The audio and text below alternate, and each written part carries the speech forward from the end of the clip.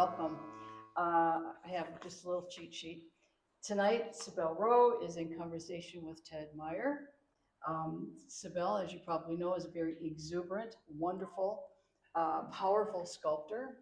She used to live down the street from me and had all these wonderful monoliths in the yard that the other neighbors who were not artists were like, "What's that?" And I thought, "Yes, yes." She's, of course, Australian. You can tell that as soon as she starts to speak. And now she lives in Landers and fires these amazing sculptures on her property. She's taught, she's collected widely, and I think you'll enjoy this adventure with her. Ted Myers, well, this is the second interview he's done here at the High Desert Artist, and he's sort of planning on a series. He's a well-known lecturer and filmmaker, and also an artist who does wonderful, playful, beautiful things that are very much like Marc Chagall. They're great. He curates exhibits for USC, as well as conducts lectures and classes for med students to help them get acquainted more, have better bedside manner with patients who've had problems and surgeries and disabilities. And he could tell you more about that than me. But anyway, we're happy to have them here, and we want to welcome them. Thank you. Thank you. All right, I'll put my microphone on. All right, so first of all, thank you all for coming. This is great. This is, I come here and do this because I believe in the gallery and the artists up here. So it's a nice little thing to do to give back. And let's talk about our lovely artist here. I learned so much about her. First of all, researching her, she is so prolific. She's not one of those people that has like a picture every 2 weeks on Facebook of something they made. Every time you go on, there's like not just one, but there's a little animation with several things going on at the same time, all new pieces. It's pretty amazing. So I couldn't show all of it, and there's so much to talk about that. A lot of times when I do these talks, I just put slides in chronological order, and I couldn't really do that with you. Yeah. I was going to do a whole selection of different hair colors she's had over the years. I found pink. Special for you guys. Pink, blue, white, black, green, brown. Pink. But I decided to not do that and stick to the artwork. All right. You were born in beautiful Sydney, Australia. Mm-hmm. And tell us about your art studies there. Did you go to an art school? Mm-hmm. Or did you just get a degree? I never was going to be an artist. I had zero interest in art except for what my mother would put in front of me. I spent my first 6 years my dad was a lecturer in genetics at Duke, so I was a tiny baby in America. So coming back here was quite natural. I think the main thing for me going to art school was that I'm one of six, and education was free in Australia, and everybody went to college. And I was in a Catholic convent institute of the Blessed Virgin Mary, and I wanted to just really have a lot of fun, get out from girls' school and go and party. So I thought, I was hanging around with a lot of bands and having a really good time. I thought, well, I'll go to art school. That looks like it's going to be fun, And my brothers on either side were at med school, and I'm like, yeah, I'm going to go and party. And my mum and dad believed in art. So I grew up, my mum's a filmmaker, dad's a genetic engineer. And so I went to art school, failed all the way through high school, failed art, went to art school with probably the worst student they'd ever had. My hair was perfect, I had a beautiful blue mohawk, and I found my tribe. I never felt comfortable until I hit art school. I then went to ceramics because I didn't fit into sculpture and I didn't fit into painting. So I had a beautiful elderly gay gentleman that said, "What are you doing here?" He was actually the one who interviewed me to come to art school. And I said, "Well, I'm just going to have a good time." And he said, "But what do you want to achieve?" And I said, "Well, I love colour and I love form." And he said, "Well, come to ceramics, come to me. I'm going to teach you how to make every colour in the world. I'm going to teach you volumetric thermal painting. So I learnt form in traditional way in ceramics, throwing pots and making sculptures. Everything I did was as big as the kiln, which drove everyone nuts. And I learned how to make every colour in the world. So I did 2 degrees and I only passed because of the amount of work I did. I can remember having a conversation with my lecturer who was trying to fail me in my final degree, and he said, "What are you trying to make?" And I said, "Well, I'm trying to make beauty in some abstract form. You know, it's not like I've got anything to moan about. I was brought up in a bourgeois family in the lovely Sydney Harbour. It's not, so I made abstraction." And he said, "Well, I don't think that's beautiful," pointing to all my stuff. And I said, "Well, let's just step back a minute. You're a gay man, a 75-year-old gay man, and I am a 19-year-old heterosexual young woman, and we both are attracted to beauty. So what you're attracted to and what I'm attracted to ain't the same, right?"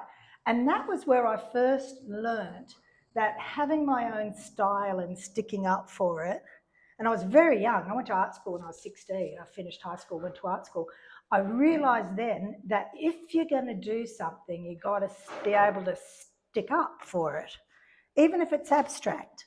So yeah, I went to art school, got a few degrees, and then I wrote to the Australian government. They have this thing called the Australian Arts Council.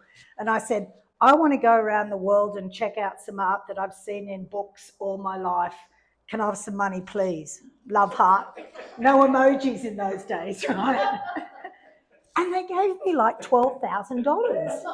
And I'm like, all right, now. And so I was off. And at the same time, and it was, everything in my life has been serendipitous, and I've never expected anything. Building pottery has never been an art. Like, it's just becoming hip now. But it was never an art. So when I went travelling with pottery in my back pocket, it was like, you know, she's not really in the arts. She's a little bit crafty, you know. And yeah, so I went to New York, I went to Mexico, I went all the way through Europe, Albania, Macedonia, I went everywhere, and thought, New York is cool. I feel pretty normal. And you got a big scholarship to go to New York, Yeah. right? Okay. There you are in New York. There I am in New York. So- There I am in New York. God, I looked really normal, didn't I? Hair color number 1. That's normal hair because I had a husband. Yeah, he liked hair. So what got you to New York? What was the grant or scholarship? Well, no, it was called a travelling arts scholarship, and I was lucky enough that my grandfather collected a lot of art, and so I slid into New York in the International Council of the Museum of Modern Art director, the Gifford Phillips family. Phillips collection, probably one of the biggest collections in the world. Well, Joan Gifford Phillips decided she really liked me. Like, she was like 90 or something. So she'd take me to the ballet and all these things I could never have afforded myself. So it was basically a family connection, but I don't think she would have liked me if I hadn't have been as wild as I was. So when I got hooked in with them, she just said, "Oh, for goodness sake, live in New York. You have to live in New York." So were you like let me show you my crazy artist friend? No, she would take me to no, because she was nuts. I mean, the Gifford Phillips family was so wealthy they didn't even know what sanity was. I mean, they had etiquette, but yeah. So no, and you can see I look pretty normal in New York because I also learnt that it was in those days I'd calmed my mojo down a little bit because I realised it was easier to be crazy on the inside and a little bit straight on the outside because I could get away with a little bit more, you know. And so I did some big shows. I did 150 works for Bergdorf Goodman, and I did all the windows in the men's and the women's store, all the vitrines. And how I got that gig was I was painting a backdrop for a live music video for Hall & Oates. You're out of touch, you're out of time. So I'm painting this video, and I had perfect makeup because it was being filmed for a Japanese company. And I thought, I'm going to go and meet the window dresser which I called the window fairy, which was probably rude in those days. And so I went to Bergdorf Goodman. I had my portfolio. In those days, we carried a portfolio in the olden days. And I said, excuse me, but I'd like to, where's the window dresser? Went to down, opened up my book, and I leaned forward, and this beautiful man with long hair, and he saw me, he met with me. It was all happened immediately. And he opens up my book, and I leaned in and I said, do you have patchouli in your beard? As I'm sniffing him. And he said, oh my goodness. He says, yes, I do. So the next day he comes up and he's got all his window fairies with him and their hands are going everywhere and I'm freaking out, they're going to knock everything over. And I had a huge show at Bergdorf Goodman and it had nothing to do with anybody except the window dresser. And they sold all my work. They didn't take a cent. And I went from eating soy sauce and rice to getting a nice apartment. So, and then years later, I end up having babies. I'm living in Orange County and I see Woodman Shimko Gallery in Palm Springs. And I thought, oh, Shimko, Woody Shimko, George Shimko. Wonder if it's the same one from Tiffany's Bergdorf in Japan. And it's him, he's in Palm Springs. So the world is very small, you know. And then I did lots of stuff. But it was always never a gallery. Like I've never walked into a gallery and gone, excuse me, will you look at my work? I just never have, because I don't think that my nutrition pyramid of art puts dealers at the top.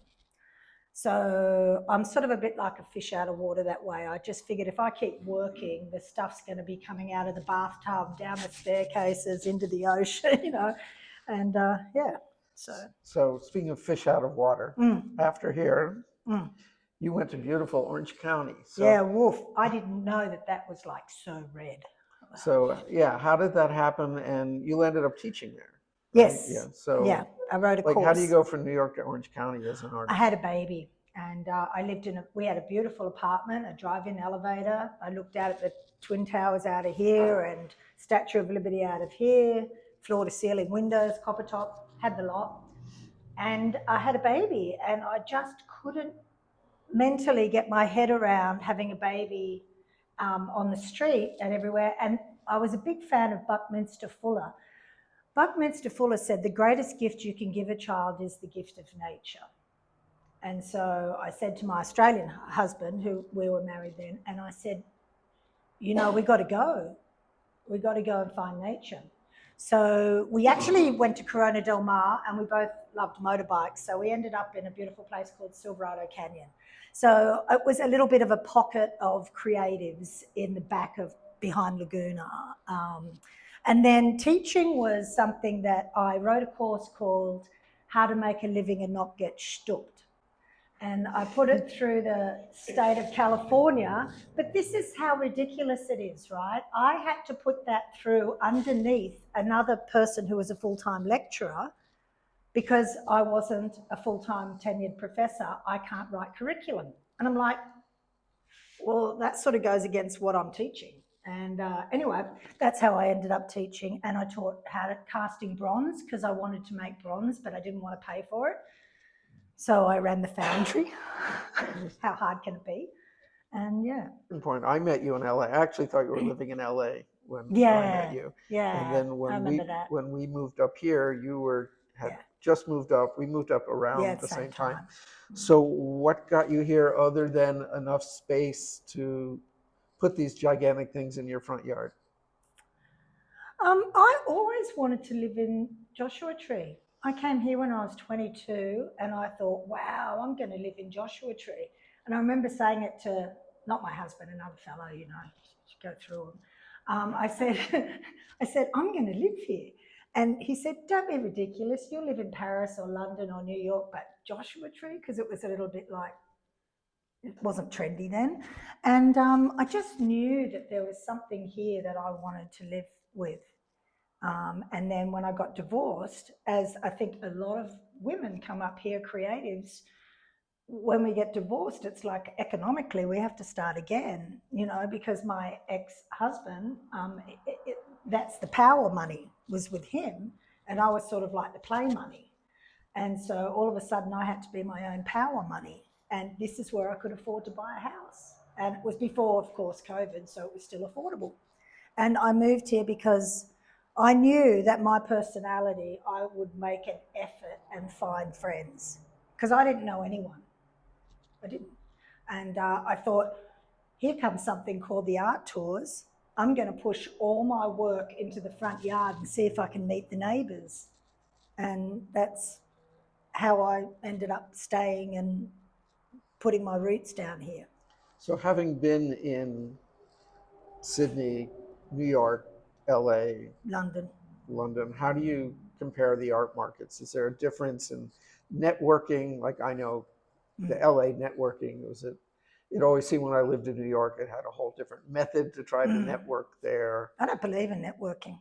I just believe doing something so extraordinary if you can do it, so out of the box, so odd, which is big pottery, right? No one was doing big pottery 20 years ago.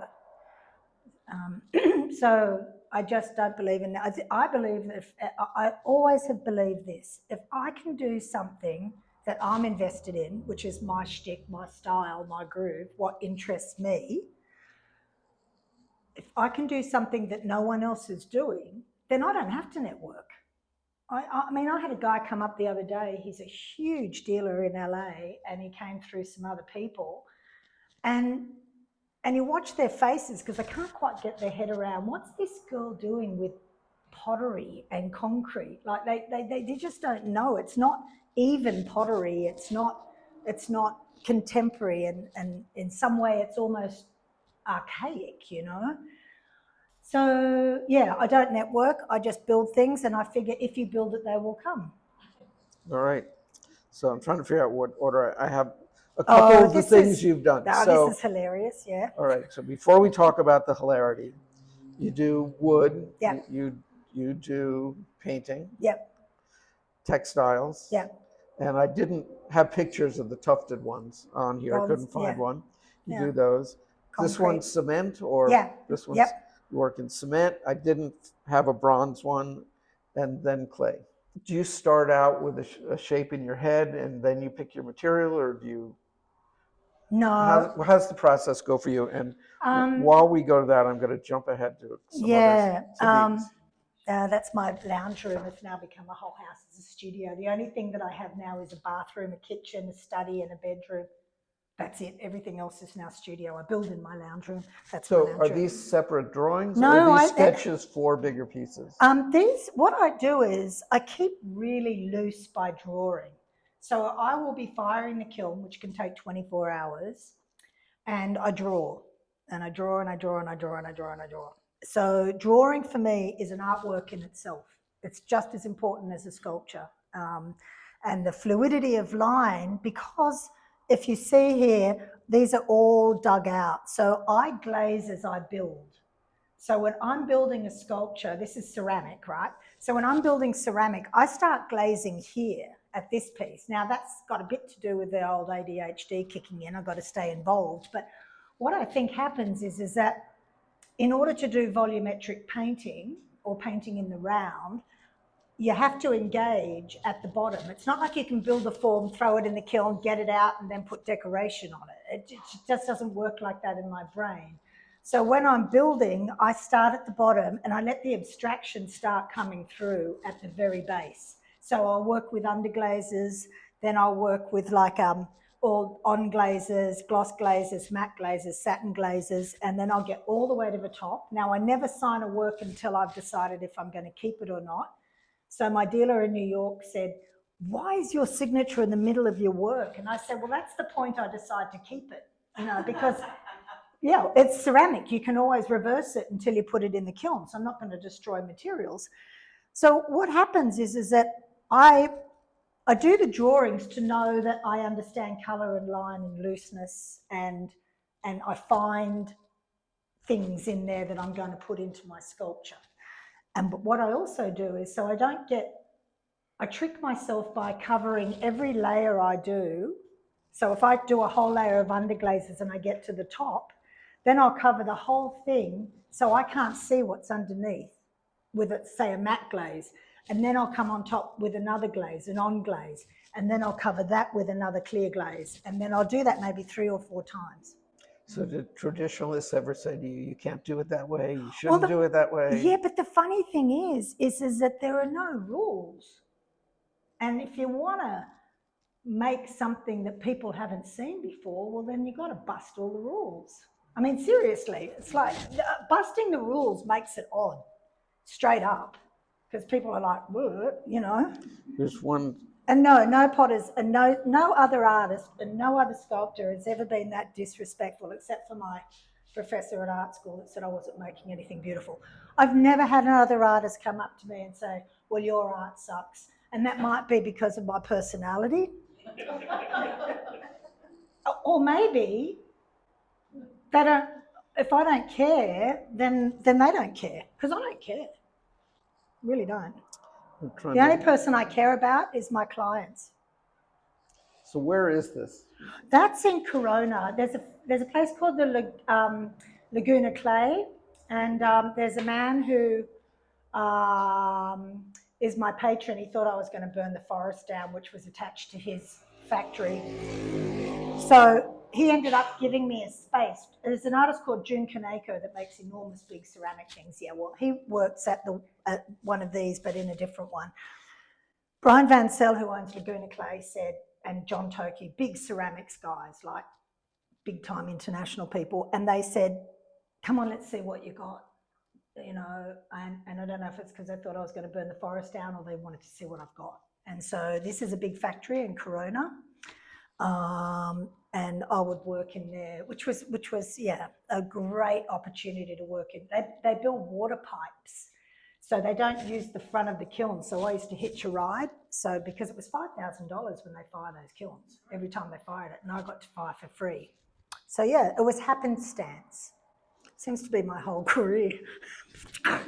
So this is one of my favorite photos because it looks like you're living in this clay house that you've built, and the idea of being able to be inside is beautiful. Yeah, and there's another picture. Let's see what I'm finding back here of the guy in China. Inside China. One of your pieces. Thailand. Yeah, in China. Yeah. I built those in China for the quick story. So I was building a big sculpture in Phoenix for this big American ceramic thing, blah, blah, blah. And I was knocking out a really big form. And I had my baby strapped on me because she was only a tiny one. So I kept working. Otherwise, I would get depressed. So I just strapped the baby on. There's photos where babies have got, clay hanging out of their mouths and stuff. But so I was building this piece and I was inside one of my big clay caves and I was climbing out on a ladder and then hoiking over the top and then climbing down again on this piece.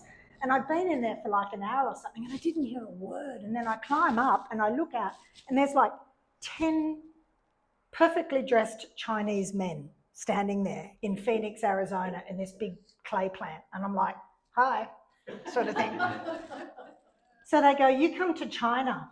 And it's the beginning of the Silk Road where the terracotta warriors are. And I'm like, yeah, whatever, feed the baby sort of thing. Yeah, I'll come to China, not till after June, school holidays, blah, blah, blah. So 8 months go by, I get a phone call going, you come to China? And so that's how I got to China. And I built for this museum. And I said to them, where are the kilns sort of thing? And the guy chairman, who's the head of the whole terracotta warrior place, he goes, just build it. We'll work out the kiln thing. And the next thing I know, they're just building kilns around my work. How does this all work? I mean, how do you move these things? And this is, Anna and I were discussing your work the other day and how work this size, most people would assume it's a guy. Oh, that's so embarrassing. That happened the other day at a dinner party. This guy goes to me and he wanted something too, which was really offensive, right? Not me, he wanted an art introduction. And he goes, oh yes, I've driven past your place. And he goes, I thought that work was made by a man. And I said, I didn't know homosexuals were misogynist. I was so offended. I mean, it's got every curve that screams, I'm a girl. Right? If blokes don't work in the curve like that. And that was my biggest fight with people is about the curve. Yeah, go on, sorry. Well, that's what I was going to say. So a lot of this work It's all this. curves. It's very feminine looking as far as the shapes, the curves. It's not hard edge, but Anna said I shouldn't say masculine. She said a muscularity to it. That it's Yeah. A so strength. yeah. So why don't you talk about being a woman doing work like that, but also technically, I don't even understand how you fire these things when you were doing it at home. I can see here you bring it somewhere, they put it in a Yeah. giant fire. How does Well, this all work? And then I'm going to show one more photo because this one, just like oh, that's hilarious. That's me moving them. yeah. So I mean, you're very physical. You don't think of someone working with clay with this Yeah. kind of physicality. Yeah. Well, I'll just step back a minute. Like, I don't, okay. Really important. I'm 61. I'm a primary builder. That means I build everything. My hand, my finger marks. I don't even make the work before I draw. I don't even know what I'm making, right? Until I get to the top and close it up. So I'm physically incredibly strong, physically strong. I was an Olympic level gymnast, so that kind of helped. But with the work, I don't do exhibitions anymore. And I stopped exhibiting in 2008 because I did the math and I thought, you know what? I am not going to be able to physically get to the level of building that I want to get to if I'm producing 20 or 30 works for LA, Chicago, New York, wherever. I'm just not going to get to the level of a sculptor before I pop off or my hands stop working because it's physical, right? So it's not hard. It's like baking a pie. It's trying to forget learning everything you think you need to know, which is everything there is in ceramics. Like when I fire my kiln, if I don't drink vodka, I usually get a good result because I don't jump the kiln. If I know how to build kilns, I know how to fire kilns, I know how to mix clay, I know how to mix glazes. So I've learned all the craft, and then I had to forget all of that part. I had to forget everything I ever knew. So the physicality of it is a coil pot. That's all it is. But they're big coil pots. So the most direction I will have in a work is I will usually draw on the ground a painted circle of some kind, or on a big piece of wood if I'm going to use the forklifts to get them into the kilns, or if I'm building in place with my in-place kiln, I'll get a station, a place to start, to lift off. So yeah. So what do you have at your house? Like what can you actually fire at your house? Everything. Even ones this big. Oh yeah, I've got them now. So do you build around them like the Well, Chinese food? Do you have a pit? No, I don't do that. No, I don't build around them anymore because it was just too much variables in my big fibre kiln. So I had another kiln built, and I've just been firing that one for the New York show. So, but what happened was I had to, for the first time in my life, I actually had to buy equipment. So I had to buy like a lift. And my son casually just said, so all these years I've been nothing but a glorified forklift lifting your sculptures. And I'm like, yeah. So yeah, I can build big stuff. I can fire big stuff. I have a big propane kiln up there. I won't burn your houses down. I'm incredibly disciplined. It's all about not using a huge amount of gas and power. It's about maintaining the right oxygen level in the kiln to keep rising. So it's not like it's drama. It's more like it's a meditation to get to 2000 degrees. And you can do that in a big hot box. On your bio, I think it was your bio, you talk about having this dialogue with your work. So what's the conversation? Is it just you're too moist today, you're too dry today? What's the conversation? Well, I read a lot. I talk a lot. I talk to energy planes. I try to remain as empty as possible. I never think about whether or not something's going to sell because I will end up making kitsch. So the conversation usually goes like this. That is not sexy.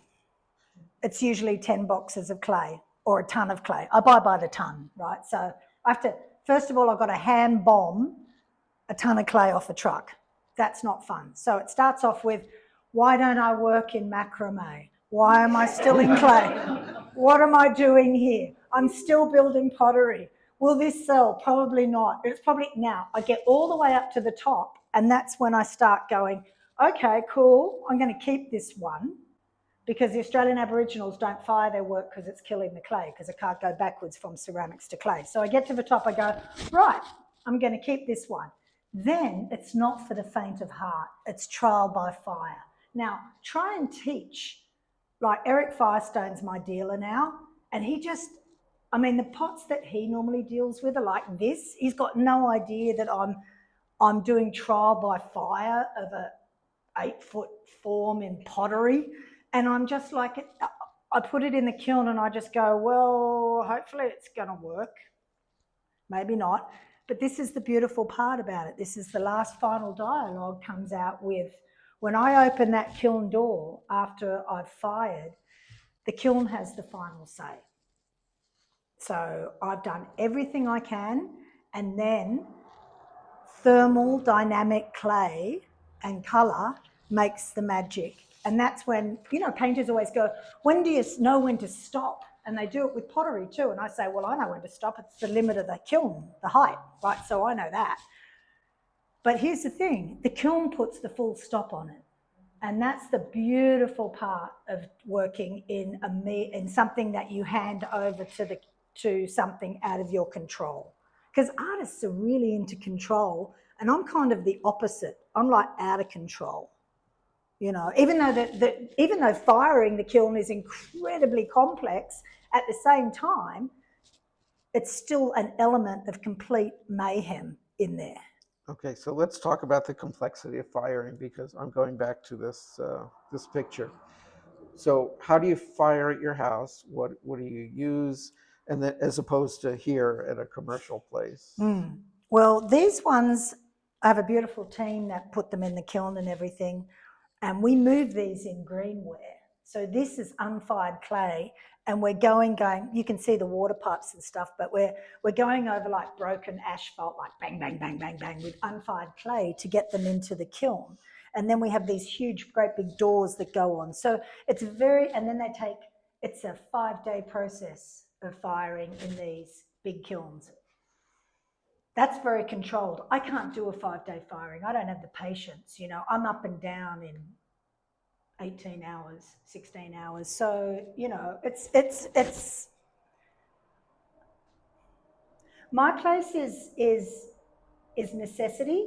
I mean, my new dealer said, what do you need? And I said, well, actually, you know, if you want me to really tell you, I like a new car or this and that. But it's like, I would love to have assistance, and I would love to have a big bourgeois. Most of the blokes that work in big scale ceramics, like June Kaneko and people like that are in my sort of level of sales, they have assistants that fire their kilns. They have indoor studios. They have these big bourgeois kilns that, you know, you don't have to I have to get my stuff over through my kitchen, from my lounge room, through my kitchen, over the humps, right? So I have to drag the Persian rugs, put them over the doorways to be able to get them over the ridges, you know, push them out, get the forklifts, put the forklifts in, lift it up, drag it over, and these aren't electric, these are just like manual things, grind it up, put it up to about this level, get it into the kiln and then fire it. So it's, at any stage, it's breakable, even after firing. So when people say, well, don't you want to build a big studio and go and work in there? And I think, yeah, but I get up at 4 a.m. sometimes and eat chocolate and work in the lounge room. And if I had to go to a studio and be an artist, I am living in my work like I always have. Since when I was 16, I moved into my studio in an arts sort of environment, and I've always lived in my work. And firing, look, it's rough, but maybe the roughness of how I fire and the, I don't know, almost hillbilly in a way. I mean, seriously, it's like, maybe that's part of its magic that, you know, Ted was the one who told me to get a cat so I'd stop dating bad men. Oh, I keep And I messing did. up I here. got a cat and I've never dated since. Thank you very much. Thank you, Ted. You're welcome. So I'm looking at these Yeah, drawings. they're going to New York, all those. Oh, I just sold that actually. So the drawings, even though they look loose, they have a lot of control to them. And then I think of you putting this stuff in the kiln, and I mean, from my little ceramics in high school that I did, you don't really know how the colors are going to turn I out do. when you come out. You were that good with it? The only time I don't know what's going to happen is if I rush the kiln at a certain point, and then I'm dealing with atmospheric temperatures and oxygen and water and certain materials that have some, you could be wanting to have a Chinese red glaze, and if you put a certain amount of oxygen in the kiln at a certain amount of time, then it's going to come out green, right? Technical, but true. It's quite scientific. Did you mix your... Yeah, a lot of the time, unless I'm doing a show. Like I'm doing a show right now. So I'm using basically bought clear glazes, bought matte glazes, bought satin glazes, and I'm mixing in my different colours because making everything from scratch is just, this show had to be done in three. You know, I say I don't do shows. Well, I do shows for the right amount of money, and they don't have any rules. He just said, what do you want to do? He said, he bought, okay, so yes, I know exactly what I'm doing. But sometimes when it comes out, it's joyful because I've forgotten, because I've covered it with clear glaze so I don't do something kitsch. And then I come on top. Because sometimes when you're doing these forms, it's hard to stay very abstract on an abstract form. You can fall into kitsch like that. And, you know, like going, and then people come along and they go, hey, is that a bunny rabbit with an eyeball? You know, and you're thinking, oh, yeah, it's a bunny rabbit. And I do bunny rabbits with eyeballs. And it's like, so I'm always tricking myself. Yeah, so, yeah, look, it's complex. I started at 16, I'm 61. I've worked every day of my life. And so it's like baking a pie, you get good at it. Yeah. And I'm just, one more question, then if anybody else has anything to ask her here.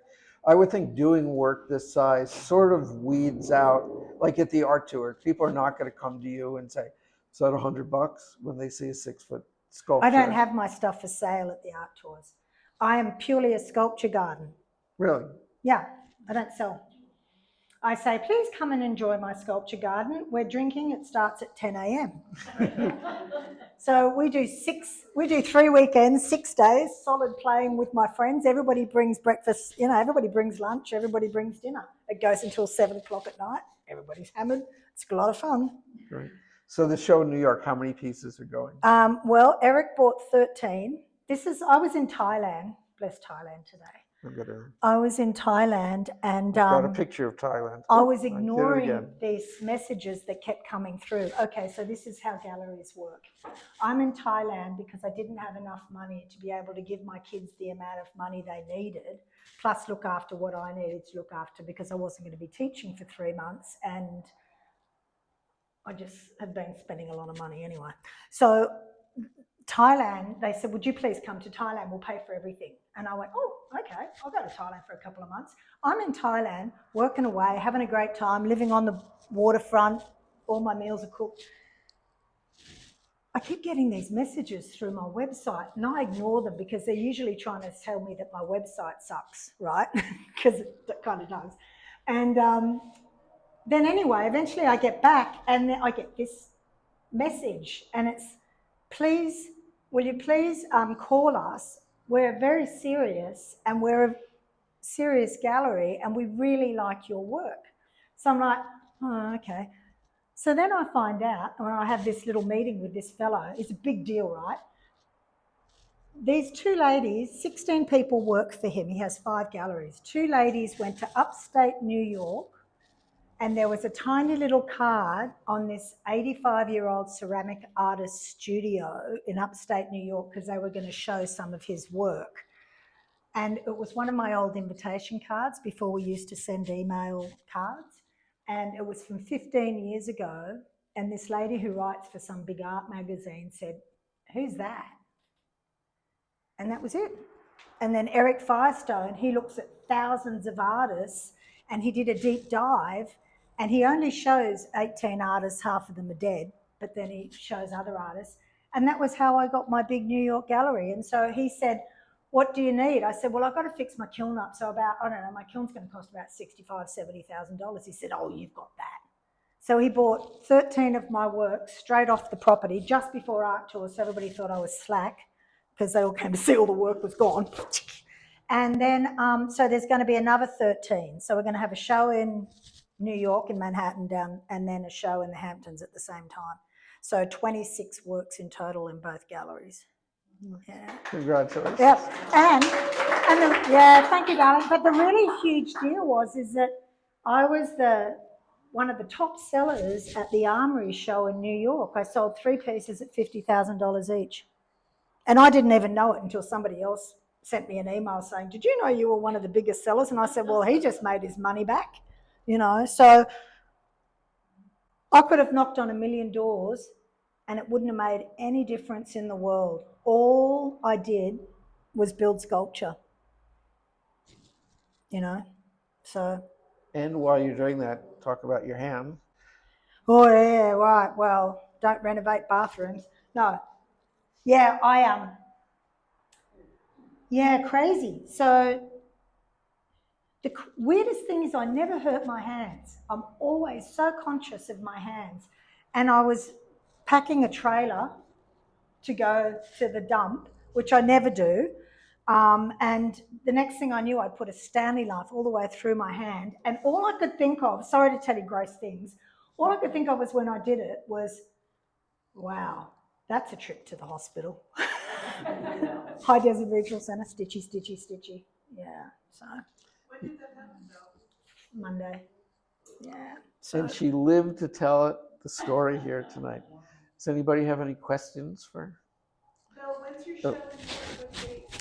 Oh, I don't know. We're talking at 9. He goes, "Oh, let's talk tomorrow, 12 o'clock New York time." I'm thinking that's 9 o'clock my time. I'm never on at 9 a.m. You know. So he said, "Just build the show. That's all I want you to do, and then we'll work out what we're going to do to attack it." Because his artists show at the Whitney and the MoMA, and I mean, so he's got a strategy. So that's the beautiful thing about him. He has a strategy, and that's his job. So I don't know. When did you meet him face to face, or I haven't. You haven't met He him just face said, to "I face think yet? I'll just get on a plane and come and see you." I said, "Well, I'm teaching." And then I thought that was a really stupid thing to say. But it was. And I mean, I teach 5 to 12-year-olds, not college, because they're more fun. But we've only ever talked on Zoom. And then I met him in 10 minutes. I just said hi and left because I don't like going to my own shows in New York, at the Armory show in New York. Yeah, so I'll let you know.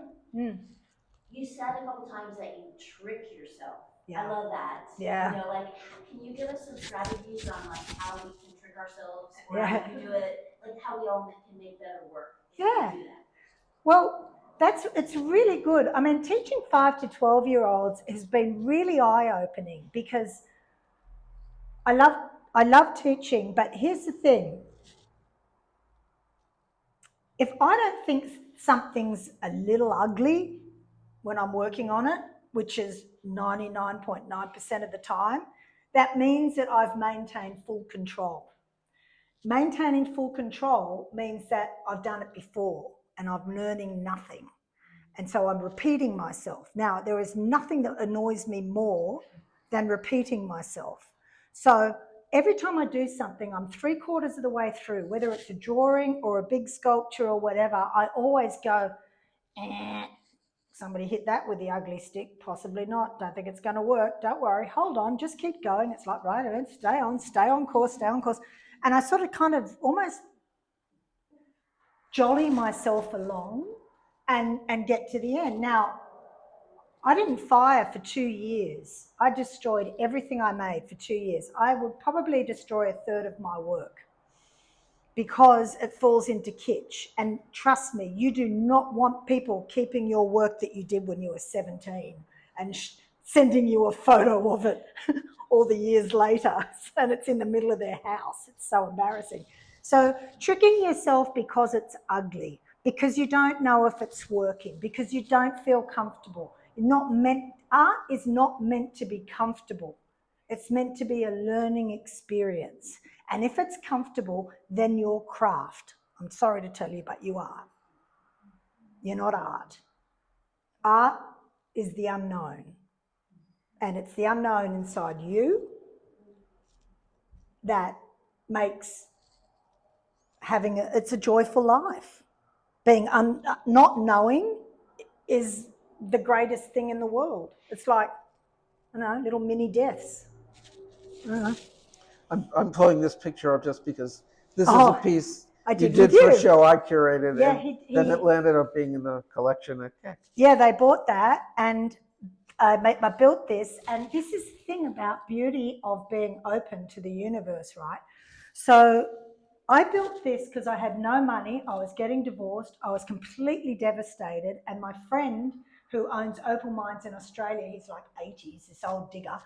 I built this on his kitchen floor, this work, because I didn't have a house. I didn't even have a bedroom, right? So I built this living on his couch on the kitchen floor so I could be close to my kids.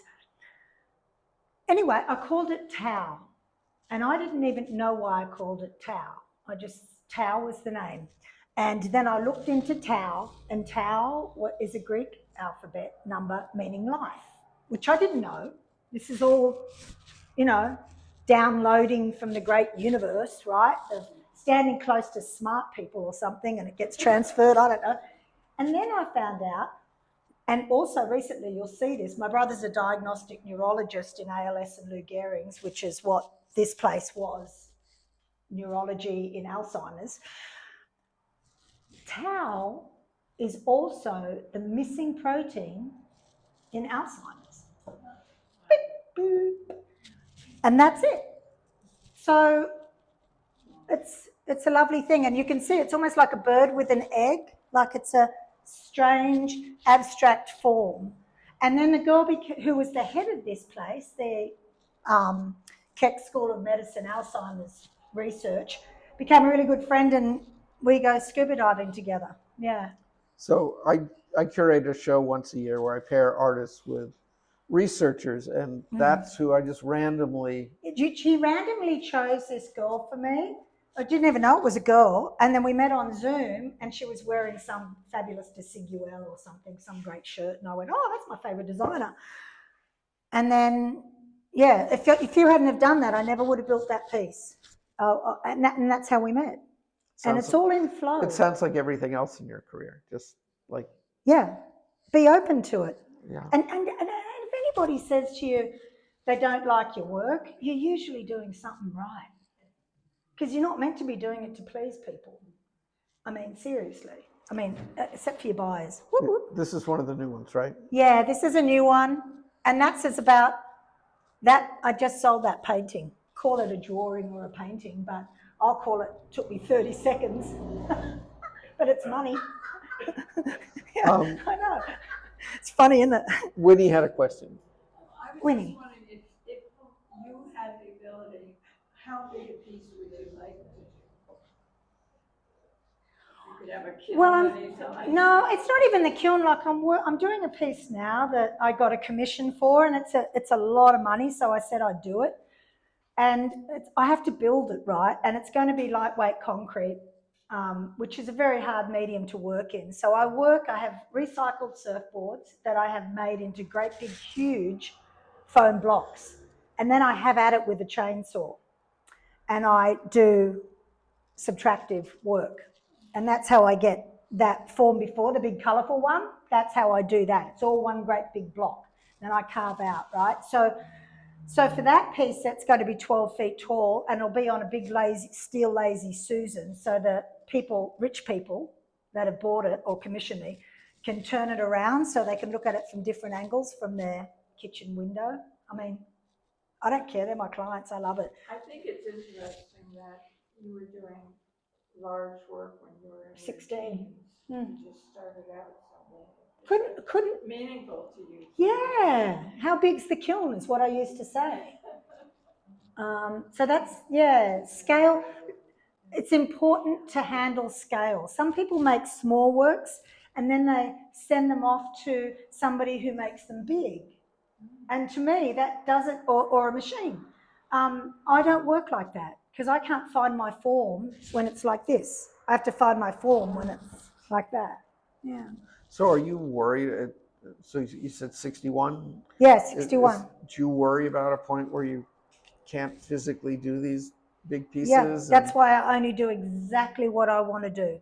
I don't do anything for anyone. This lady, I wanted to build this piece for her. She's been standing in line for 4 years.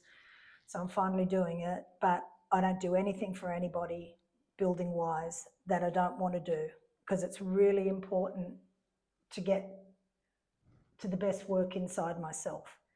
And that means that it's not being made to be sold. It means that it's being made for pure art for art's sake, or art for my sake.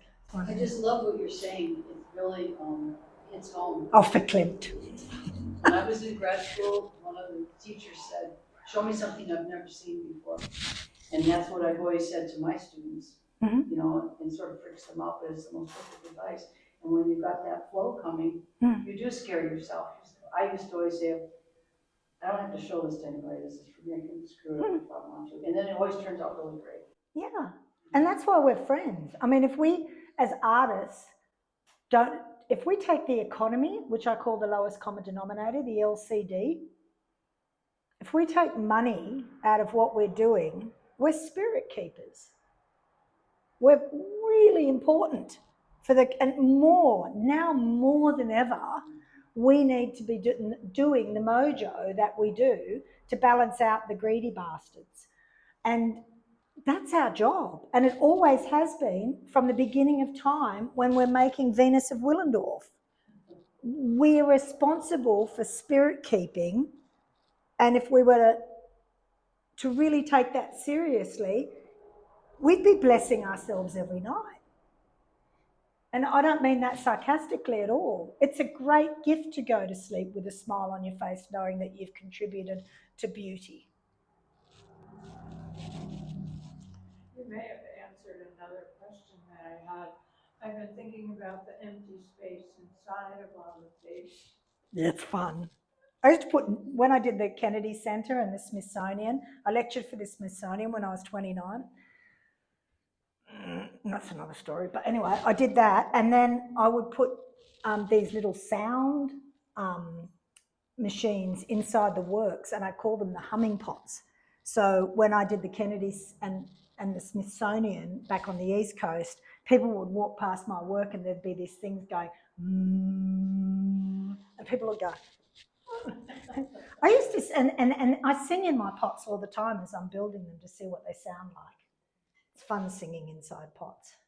Like yeah, I'm just finding that the empty interior is important. Well, it's trapping space, isn't it, really? Yes. That's what you're doing. You're trapping space. Yes. And then, you know, I don't like thinking about that too much. I've got to release it. Yeah. All right. Anybody else? Do you ever do a design or marks inside? Oh, yeah. And then close it up so no one can see it? Absolutely. Secrets. Always. And when I was at art school, I did a whole year's worth of pottery, and I they were building a building in the middle of Sydney, and I buried all my work underneath this building, and I gave them a map with photos and told them that that's where my work is, because I was really interested in civilizations and cultures. So, yeah. Anyway, that was a bit silly. Clay is fascinating, though. Yeah. It's organic. That's it. Well, thank you. Thanks for Thank coming. you, guys. Congratulations. you. Congratulations on all the success, and because it helps all of us to know that It elevates us, you know. everybody out we're here in the all- community. I have never, and this is seriously, from the bottom of my heart, and I want to cry because I'm really fragile. I have never been more supported and loved. After my divorce, when I came here, I was broken. And everybody in this community, like Winnie and, you know, everybody around here is just going, come on, you'll be right, come on. And just kept supporting me at a level, because you don't build this alone. You build in community. And even though I don't turn up to a lot of stuff, it's usually because I'm just too tired, you know, basically. But I would never have done it without everybody just saying, you know, come on, let's go to Snakebite and get drunk. Okay. So keep being friends with each other. We're not each other's competitions. We are each other's fans. We adore each other. We are in adoration of each other. And if we don't keep each other, as my best friend from when we were 20, up the back there with my mimic. Sorry, I copied your hair again, darling. If we don't keep polishing each other like a shiny, beautiful orb, then we'll disappear. We don't want to do that. Just keep being kind to each other. And get a cat. And get a cat. Then you won't be dating bad people. Thank you, Ted. Thank you all for coming. Thank you all for coming.